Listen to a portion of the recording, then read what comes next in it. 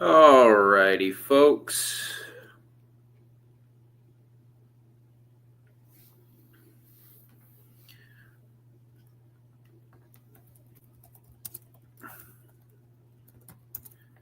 How's it going?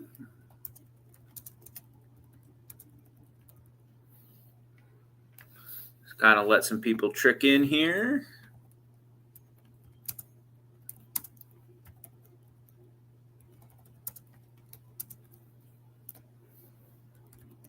And let me finish doing that.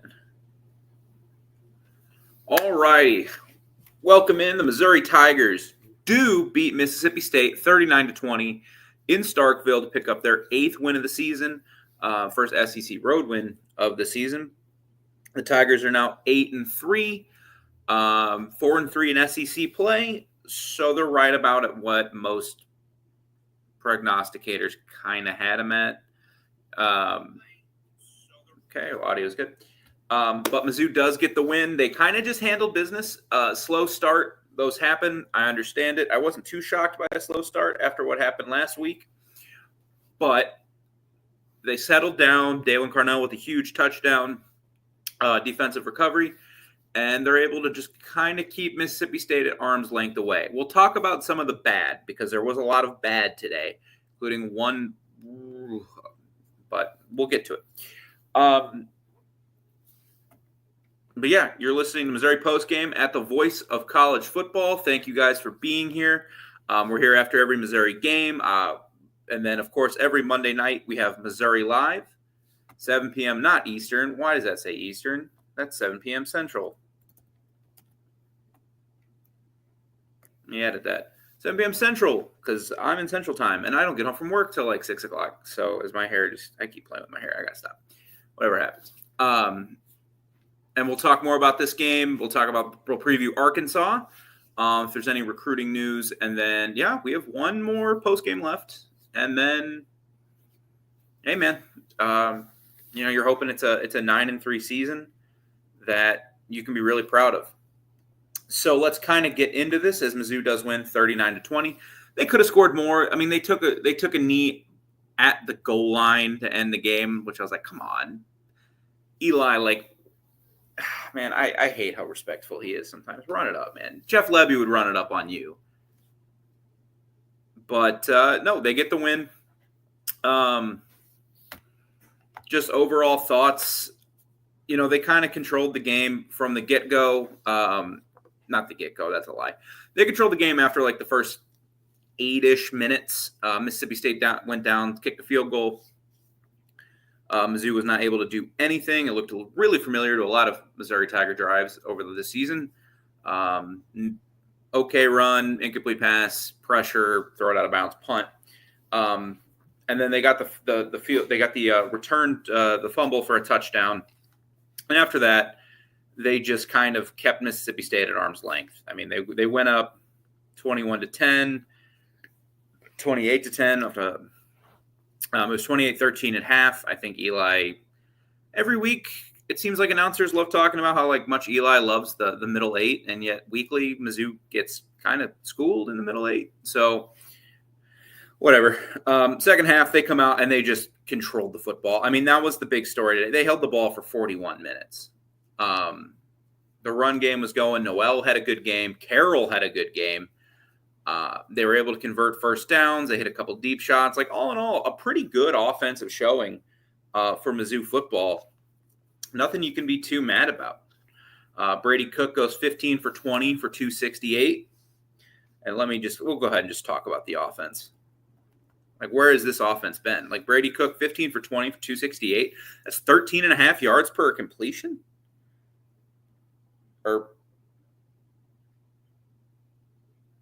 Yeah, I mean, he was good today. Brady Cook was really good. The touchdown to Burden was a beautiful. I mean, Cook made Burden made a wonderful adjustment, and he was really good today. Nate Noel, 25 carries for 95 yards. Marcus Carroll, 14 carries, 61 yards.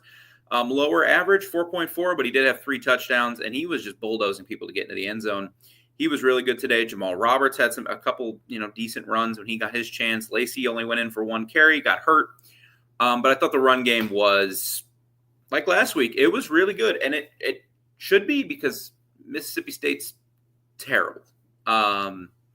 They're worse than I thought, and I would be lying if I said I had watched a lot of Mississippi State football this year. I watched their game against Arizona State because my little brother went to Arizona State, so I have a rooting interest for the Sun Devils. That was fun today, even though they almost blew it because Dillingham grossly mismanaged that final minute.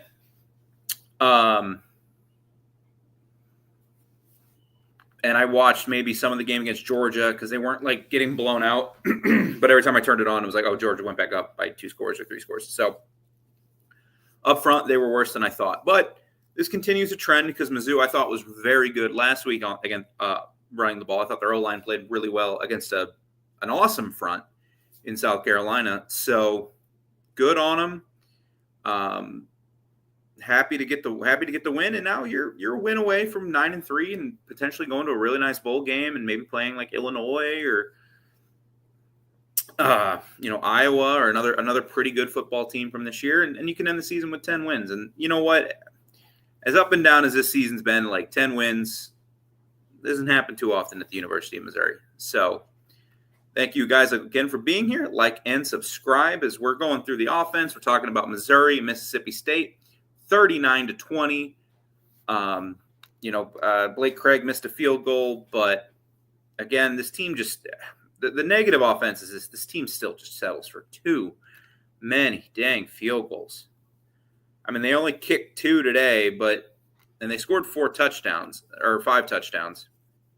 They went for 2 on the one, but it's kind of been a theme all year. As the season wraps down against Arkansas, we'll see how they finish out. And with a bowl game, I don't think Blake Craig's a bad kicker. He's going to be fine. He's a kid. You got a freshman kicking in the SEC in some of these environments. It's not always going to go well. But yeah, I thought the run game was fine. It wasn't explosive, which is not something you want to see. But it did just chew a lot of time out of the clock. I mean, coming out of the half, they didn't end up kicking a field goal because of course they did. At 4th and 2 at the 18-yard line, whatever. But that drive took over 8.5 minutes. I mean, it was a Nate Noel run, penalty, Marcus Carroll run, Nate Noel run, Marcus Carroll, Brady Cook, Nate Noel, Brady Cook, and then the field goal. Like they didn't pass the ball at all, and they didn't feel a need to. Like I think at that point they were up 28-10. I think they knew they could kind of get points when they wanted to if Mississippi State was going to continue to score, and they did, and we'll talk about that. But then, another drive went 4 minutes. They had a touchdown drive go for another 8.5 minutes. They held the ball over 41 minutes of game time. Like the offense did a great job of ball control. I think, like I said, early on they kind of knew, okay, Mississippi State can't stop us if unless we help them. Let's just get out of here, get out with a win, get ready for Arkansas. We know Eli takes that game very seriously, as he should. It is a rivalry. Let's get out of here. Let's not give up any injuries and, move on. In the passing game, receiving wise, I thought Luther Burden was awesome today. He had a couple carries. He didn't have any carries, but he took seven receptions, 91 yards. There were a couple toss sweeps. They're technically carries. Like that ticks me off. Like he's basically getting a reverse, but because you do a little, it's a catch. But he had 7 catches for 91 yards, an outstanding touchdown catch for 28 yards, where he was able to move his body, and he's just a freak, man. I think it's going to be next year is going to be interesting because we're going to see how special Luther Burden is when you just don't have somebody like him on the roster. I still think the receiving core will be pretty decent next year. You have Josh Manning, you'll have Marquise Johnson, who had been talk about how hurt he's been all year. He's still been on the field. So it's like, you're on the field, man. Like you got to produce, but he had 1 big catch today for 45 yards. That's kind of his thing. Like he's not a volume receiver. He's not going to get a lot of balls, but he's a deep threat. Josh Manning had a really nice 36-yard catch and run, if you want a little preview for next year. And they still got a lot of talented guys behind them that Drink is brought in recruiting-wise. I think they need to go out and get the best wide receiver you can to potentially be a number one option. But if they're able to get that, I'm pretty confident in the wide receiving core next year, but you're just not going to have a guy like Luther Burden. I mean, that dude, that was an outstanding catch. Holy cow. The way he was able to pivot his body and just grab it from the Mississippi State defender's nose was fantastic. And then Norfleet, who's had a really disappointing year. I mean, he might not even eclipse 200 yards receiving. And I know some of that's been, again, injuries. The passing game just not quite being where you want it. But he showed glimpses again. He had a huge 57-yard catch and run. He stiff-armed a guy. He hurdled a guy. He hurled into the end zone. He made another guy – like, it was an outstanding – no, it was called back because of a block in the back, which I'm not quite sure about that call. But he was really good. He looked much better today than he has been. He looked a little more agile, a little quicker. But like those are the guys that you're going to rely on next year, and they're just not Luther Burden. So the Mizzou's really going to miss him. But he was great today, and he's got Mizzou fans. Unfortunately, I'll watch the game, but I got to work Saturday, so I can't drive up to Columbia and be there in time for the game after getting off work. So, I would encourage fans, fill up that stadium. Enjoy these guys. You're not, Brady Cook moved into the top 5. I think he's now fourth in passing yards as a Missouri Tiger. He's behind Brad Smith, Chase Daniel, and Drew Lock. Goodness gracious, I couldn't remember Lock's name. I was like, it's not Mock. It's not. And then Burden moved into the top 5 for some stats for Mizzou. He knocked out TJ Moe. So it's just unbelievable careers for these guys, and go celebrate them next week because guys like this don't come around. Like Brady Cook, up and down, great 2013, bad 2023, bad 2022, up and down this year. But kid loves Mizzou football. He led Mizzou to maybe its second best season being in the SEC, and he's just awesome. So where has this offense been all year? I don't know.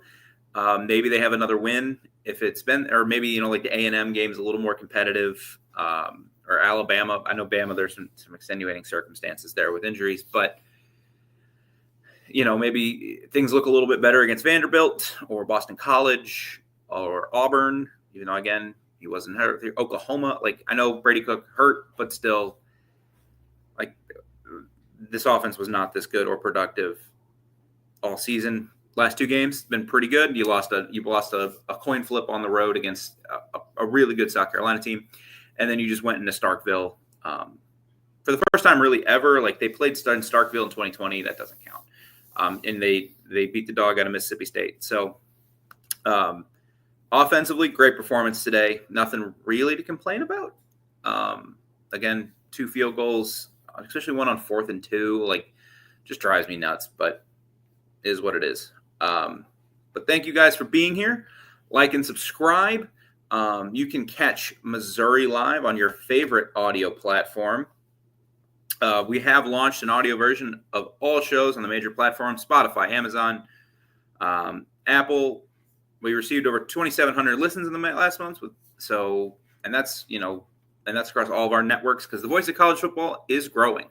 We're getting more channels. We're bringing in more people. We're bringing in, more teams. We're trying to expand and make this a place where any college football fan of any fan base can go. We just expanded with the Missouri channel. Like, obviously, I'm here now, which like and subscribe. And another channel we're doing is Ole Miss. Ole Miss Live, Wednesdays at 2 p.m. Eastern, post-game after every Rebels football game. And, if you're an Ole Miss hater, I'm sure today's game was a fun one to watch. So maybe you want to hear some rage from Ole Miss fans. I know you're out there, guys. I did the Alabama channel for 3 years. Yeah, I know you guys are out there. So who just love to hate listen to your rival. I do it too for, like, Kansas basketball. I love doing it. And Tennessee football. I just can't. I don't like Tennessee. So I know you're out there. So please give it a like. Give it a listen.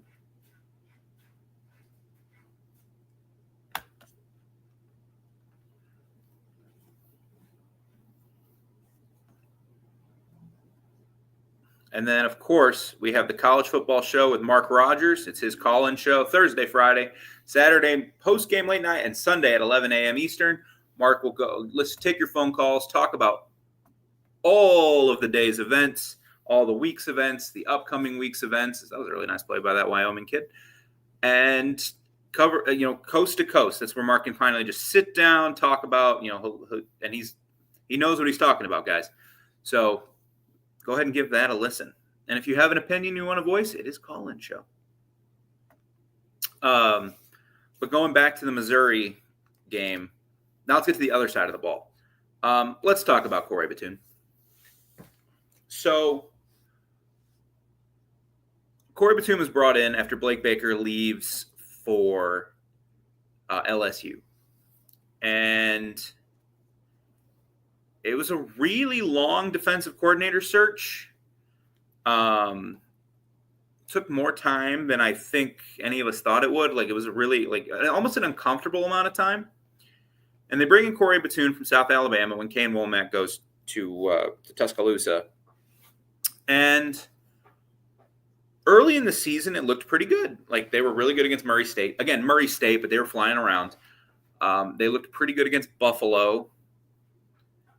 Boston College, like, early in the season, they would just give up an explosive play or two, which I didn't necessarily put on the D coordinator because a lot of the times explosive plays are just mistakes by your players. Texas A&M, though, horrible performance by the defense. They just not competitive in any sense of the word.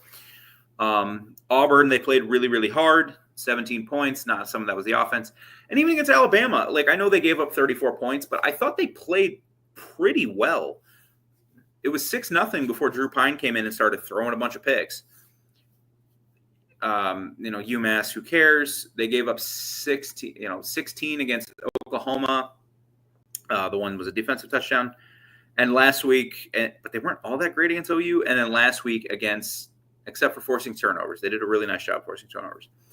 And then last week against South Carolina, brutal, just a brutal performance. And then tonight, they didn't play well tonight. That D-line was getting pushed around by a Mississippi State O-line that's just gotten destroyed all year. I mean, Devon Booth, 12 carries for 124 yards, and he had the one long 43-yard touchdown. I mean, you take that away, that's still 11 carries for 81 yards. That's inexcusable against this team. Michael Van Buren looked like a freshman, but you didn't force any turnovers on him. 16 through the air, 16 for 28, 191 yards, a touchdown. I know Corey Batoon likes sitting back. I get that. But if you're not able to overwhelm teams with talent, like Mizzou just isn't. I don't know what's going on with Eli's recruits.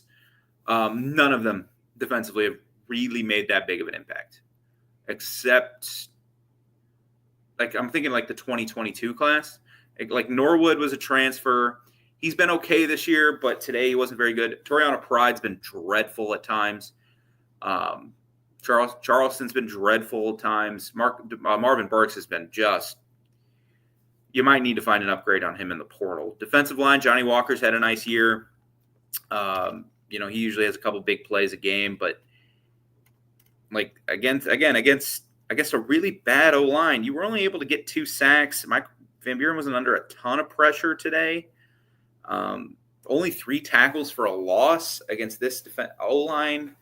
Just not good enough defensively. And you were up the whole time, so and they run that RPO like quick hitter, but so I understand that like sacks just aren't going to happen, but man, it just was not good. We'll see what happens next year because I don't think they're going to fire Corey Batoon. D-line wise, you bring back quite a lot, except you don't bring back Williams or Walker. You bring back almost everybody else, and hopefully your 5-star defensive end takes a step. You lose Corey Flagg, who I thought's been okay all year. He's a step slow at times, but he's fine. Like, I don't have a lot of issues with Corey Flagg. He plays his tail off. So you're losing Newsome. You lose Chuck Hicks, who was an idiot today and punched a guy and got kicked out of the game.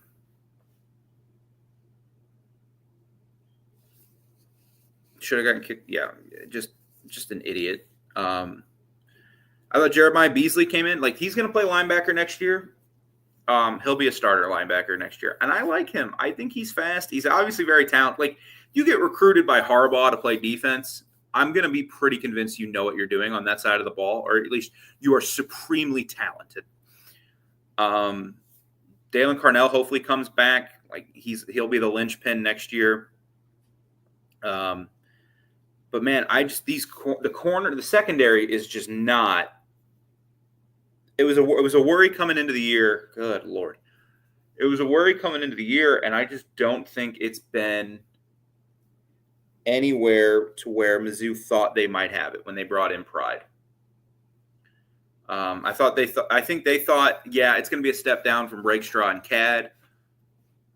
It just has not been anywhere close to the level of those two guys last year. It's been worse, and so much worse than I think they thought. It just consistently gets carved up, and it's part of its scheme where, like, they're playing off ball. They're kind of just letting the game come to them. Maybe this is not a team that gets downhill a lot. You know, you don't see Hicks or Newsom or, you know, Caleb Flagg will knife his way into the background every once in a while.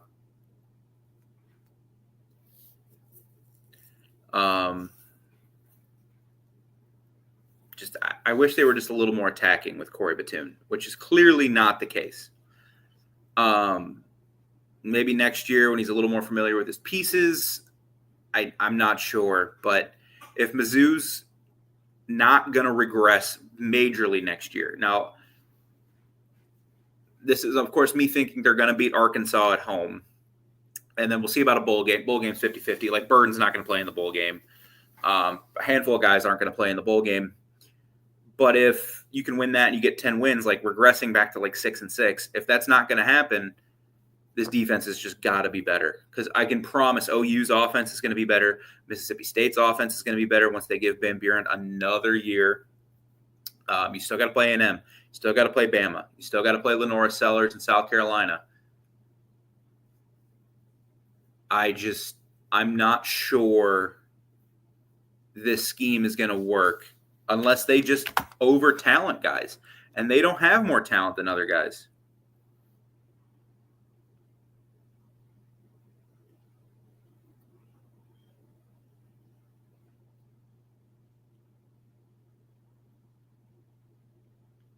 You know, this isn't, you know, Michigan or Alabama or Ohio State where you can play a little red zone roulette and then just overwhelm teams with your talent. Or even Ohio State. We saw Ohio State just overwhelm Indiana today defensively. They can't do that. And I'm just, you know, I'm starting to get a little worried about that 2022 class. We're getting into 2025 soon, and that class defensively has yet to make a big impact. We'll see what happens moving forward, but you know, like Marquise Graciel has not. I mean, he's been okay at times this year. I know he's more of a run stuffer, but you know, he's not going to get a lot of tackles. But I want to see more big plays. You want to see more excitement on defense, especially in a game like today where your offense could kind of do whatever they wanted, and they just played back. And they gave up some points. Like Mississippi State, I don't know. Mississippi State's just not a good team. They fall to 2-9. They're not going to win a conference game unless they just beat a totally deflated Ole Miss team next week. Which, you know, Egg Bowl could happen. But Mizzou, I think next year with all the issues Mizzou's going to have offensively, losing a lot of talent, I think Mizzou's O-line has a chance to be very good if they bring back everybody they can bring back. I think the receivers have a chance to be okay. And I think and with that, I think the run game with Lacey and Jamal Roberts and Tavares Jones, who's another 2022 kid that just has not made an impact. I think these are guys that you can rely on for at least a good run game. Maybe not a great running game, but a good run game. The receivers are going to be really young. We'll see what they do in the portal at receiver. You're going to have a new quarterback, whether it's a portal pickup or it's Drew Pine. Please, a portal pickup. But we're going to find out, I guess, soon enough what Mizzou's going to do. You know, the portal opens basically the day after the bowl games are announced. So, you know, we'll find out. But if Mizzou's not going to regress, that defense is going to have to carry. And I just told you some of the games of the season. Kansas's offense really stunk at the beginning of the year, and now it's beginning to pick up. They have 3 straight ranked wins. Like, that's really impressive. And they're not going to be afraid to come into Columbia. They're going to be amped for that game. So the defense just has to be better. And what also could be better is your pockets. If you guys just listen to this. College football is even more exciting with some action on the line. And the games are even better when you're cashing in. And the Voice of College Football is the place to be to get the greatest value. Let's start with my picks. 75% against the money line, 58% against the spread. I've got a 40-year track record. In fact, in 2023, at $100 played per game, you would have netted over $9,300. And guess what? I'm just the warm-up act. Steve Merrill, our ace in the hole, show stopper from Wager Talk. 6 years with the Voice of College Football, over 30 years in the industry. Steve gives us analysis on all the big games, but you can't miss Steve's weekly under-the-radar pick, which went 21-5 against the spread the last 2 seasons. I repeat, 21-5 against the spread. You also get picks from some of our top analysts here at the Voice of College Football, including Steve Dace and Matt Zemek. Become a YouTube channel member or Patreon member for just $99 per month. Go to the main channel on YouTube, click join, and select the betting tier. Do the same thing on Patreon. Make 2024 a winner now. Listen to what the man said as we wrap this up a little bit. Overall, I think today is a good performance from Mizzou. The offense showed a lot. Next week's going to be tough, and we'll talk more about next week on Monday for Missouri Live. But next week's going to be tough. Arkansas comes into town. They clinched bowl eligibility today with a win over, I think it was Louisiana Tech. It was Louisiana Tech. It was one of the Louisiana schools. I'm pretty sure it was Tech. But Pittman's going to really want that one. I don't think the noise around his job has really calmed down just because this year's been so up and down. They have the big win over Tennessee.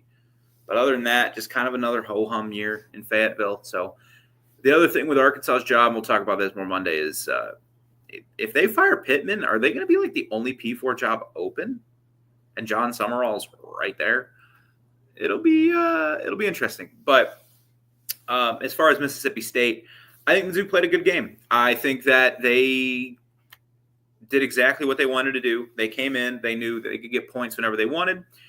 Their defense was struggling, like it has for the last 3 of the last 4 games.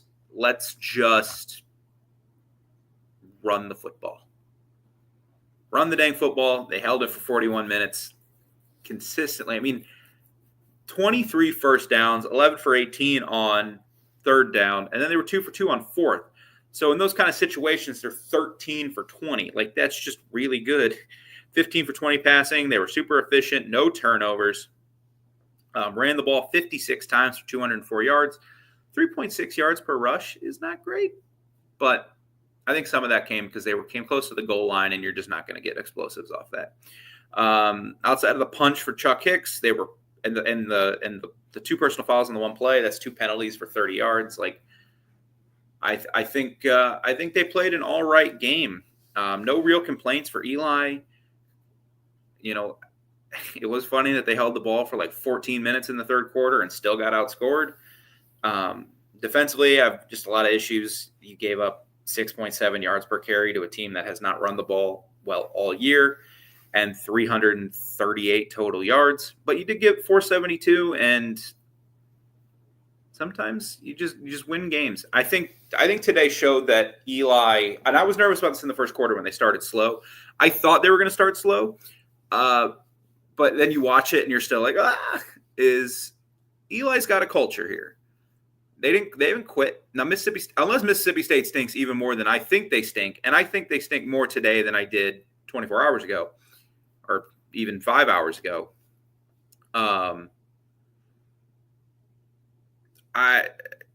I think they have a strong culture in place. They're going to play Arkansas. Eli wants that one. So 9-3 is on the table. That's, it's disappointing for the schedule they had set up. What makes it more disappointing, of course, is the fact that not just that you went 9-3. It's that in your two big ones, A&M and Alabama, you got smoked. You didn't even look like you belonged on the same field, which stinks. As far as Mississippi State and Jeff Lebby, Mississippi State fans can get back to me if you guys watch this. Is he on the hot seat going into next year, or is it like kind of acknowledged like this was going to be a 3-year, maybe even a 4-year rebuild, like a full-on rebuild, like you weren't going to do what Cignetti's doing, because that program, that was bad, and that program just looks in bad shape. And I think they're one of the programs hurt most by expansion, because resource-wise, they're maybe just ahead of Vanderbilt. And I know, just as in that is the only team they have better resources in. And Mizzou's kind of in a similar spot where out of 17 or 16 SEC teams, Mississippi State can regularly expect to beat 1 or 2. And that's like Vanderbilt and maybe Kentucky. Kind of see what Kentucky does this year. Maybe Mark Stoops leaves there. I was talking about job openings with Arkansas. John Summerall makes a lot of sense at Kentucky. So we'll see what happens with Mississippi State. I'm not a huge Jeff Lebby fan. I just don't know if he's the guy moving forward for them. Obviously, he's not going to get fired after year 1, despite this year being a disaster. They're going to go 2-10. Is this just an onslaught? Like next year, can they get to 4 wins, 5 wins, or is this just a Ryan Walters at Purdue situation where it just might never get better? I don't know. But Mizzou, that's a good win today. You took care of business, 39-20 in Starkville, your first real trip to Starkville in a long, long, long time, and you got the win. Like you went in COVID. That doesn't count. And you got the win. So 8-3, hard to be too mad about it. I will see you guys all on Monday for Missouri Live. Monday night, we're going to talk about Arkansas. Battle Line rivalry weekend is here. There's a lot to be excited about for this game. If you win this game, you get to piss off Arkansas fans even more, which is amazing. And you get to go in a chance with a 10-win season.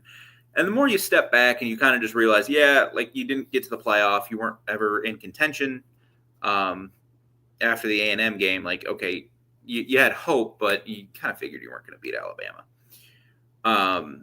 10 wins is a chance to be really special. So thank you guys for being here. I will see you all on Monday. My name is Zach. Like and subscribe the video. We'll talk more Monday about Arkansas, a little bit more about Mississippi State. Will Mizzou be ranked? We'll talk about all this nonsense stuff that, just kind of doesn't matter because you're not going to make the playoffs. So I think Mizzou will stay in the rankings, but we will talk about that more Monday. Thank you guys for being here. You have a great night. And I will see you Monday night. And I was going to say have a great Thanksgiving, but I'm here Monday, so I'll say that then. So thank you guys. MIZ, not too bad to be 8-3.